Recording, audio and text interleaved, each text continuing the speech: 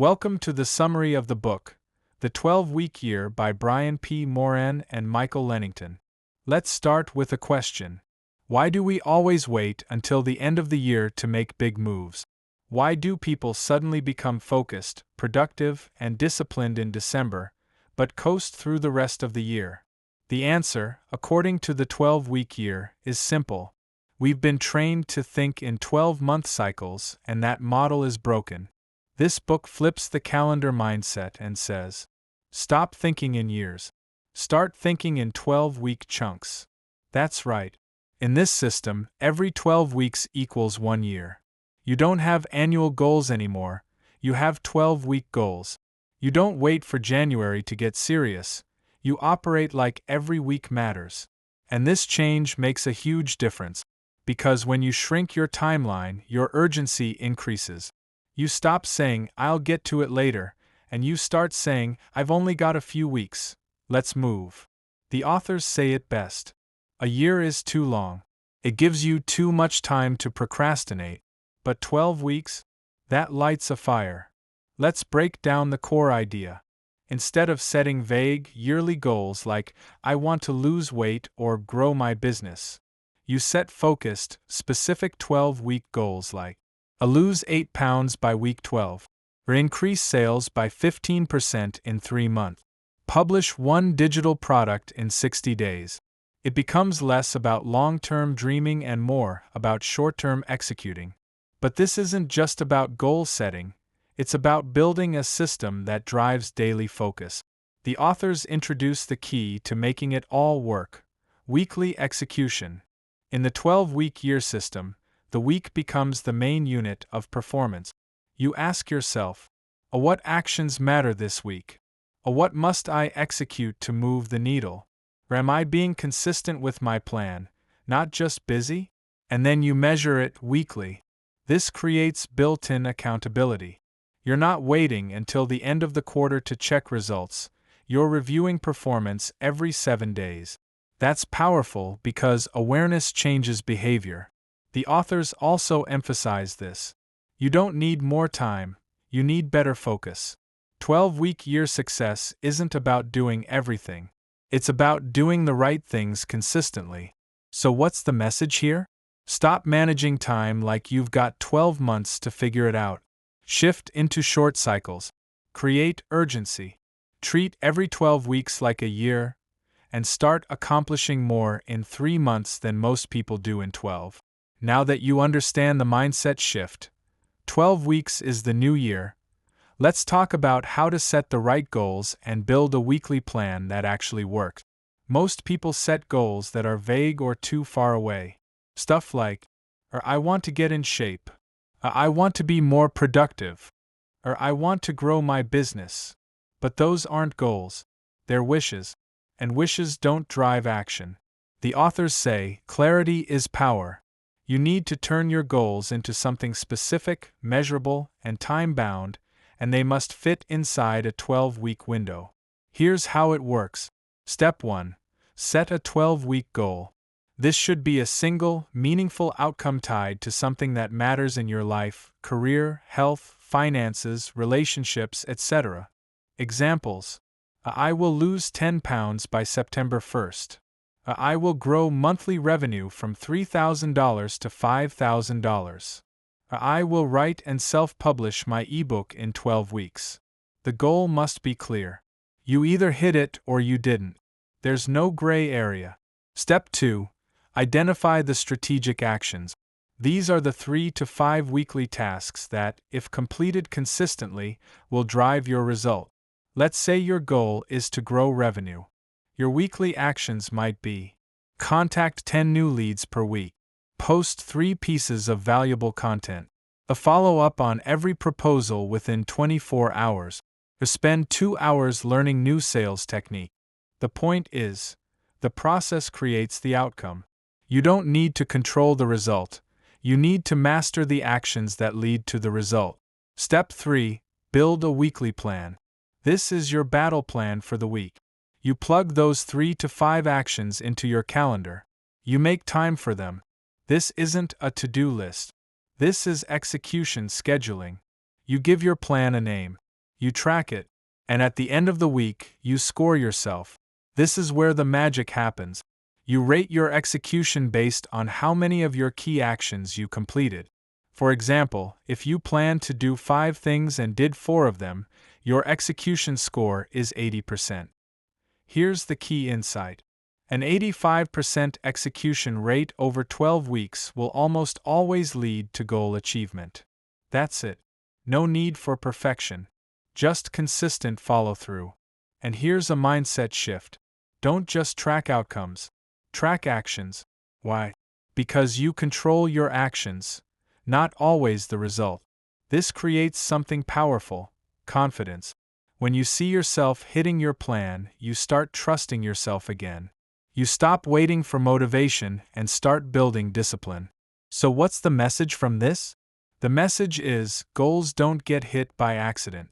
You must define what matters, break it into weekly actions, and track execution with focus. What you measure gets managed, and what you manage gets done. So far, you've learned how to treat every 12 weeks like a year. Set focused, measurable goals. Build a weekly plan based on high-impact actions. Now, let's talk about how to protect your time and actually do the work. Because knowing what to do is only half the game. Making time for it, that's where most people fail. The authors introduce a powerful tool called time blocking. You've probably heard of it, but this isn't just scheduling meetings. This is about owning your week like a pro. They break it into 3 simple time blocks. 1. Strategic block, 3 hours, once per week. This is a distraction-free time block to work on your most important tasks, the ones that move your 12-week goal forward. No meetings, no emails, no interruptions.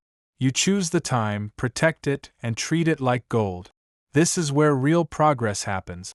2 buffer blocks, 1 to 2 per day, 30 to 60 minutes each. These are windows you set aside to handle emails, admin tasks, and minor stuff that always comes up. The key here is simple. Instead of checking messages all day, you contain the chaos.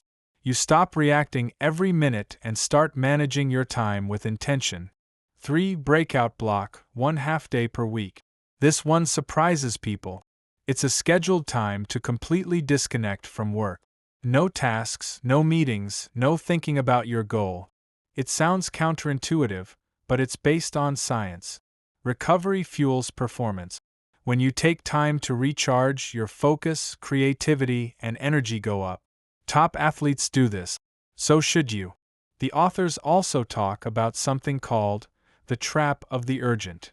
This is when your day gets hijacked by things that feel urgent, but aren't important.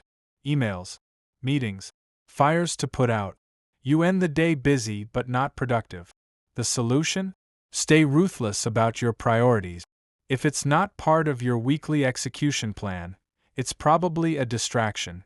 You must build the skill of saying, not now. Let's schedule this. I'll get back to you after my block. It's not about being rude, it's about protecting your goal. Another big insight. Greatness is built in the moment, not in the future. Every choice you make during your week is a vote, either for the future you want or the comfort zone you're stuck in.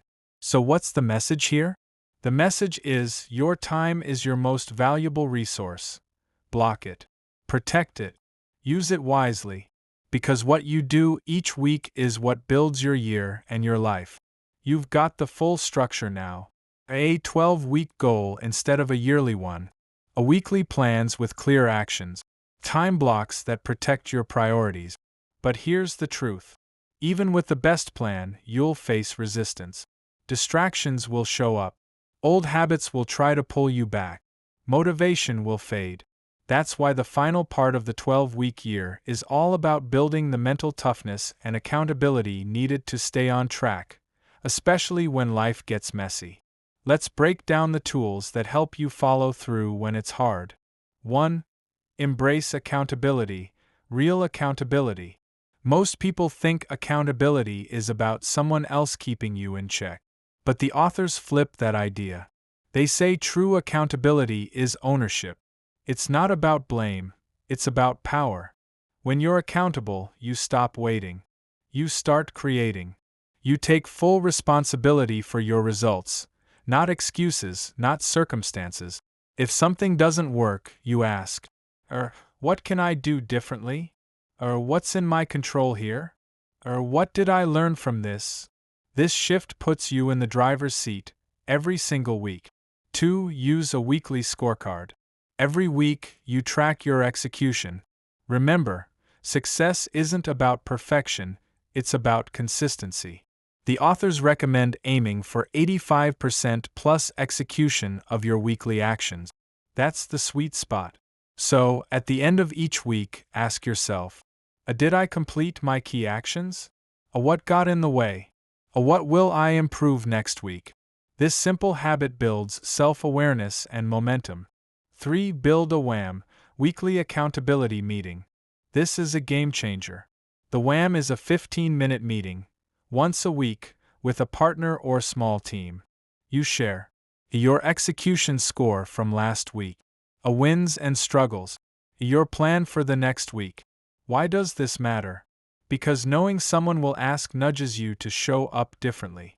It's not about pressure, it's about support and alignment. Even elite athletes have coaches. High performers don't go alone, and neither should you. 4. Work your system, not your feelings. Some days you'll feel tired. Some weeks you'll fall behind. But that's when systems shine. The authors emphasize this truth. You don't rise to the level of your goals. You fall to the level of your systems. So trust your process. Stick to the plan. Get back up when you slip. Even if your results take time to show, every week of consistent action builds belief. And that belief becomes unstoppable. 5. Keep your vision alive. Lastly, remember why you started. Review your 12-week goal regularly. Visualize the outcome. Picture the version of you who finishes strong. Because when you stay connected to the why, the how gets easier to push through. So what's the final message of the 12-week year? You don't need more time. You need better focus, stronger ownership, and a weekly system that drives real result. When you treat every 12 weeks like a year, you stop waiting and start winning. 1 week at a time. 1 action at a time. That's how you build a life you're proud of. That is the end of the summary of this book. Please subscribe for more books.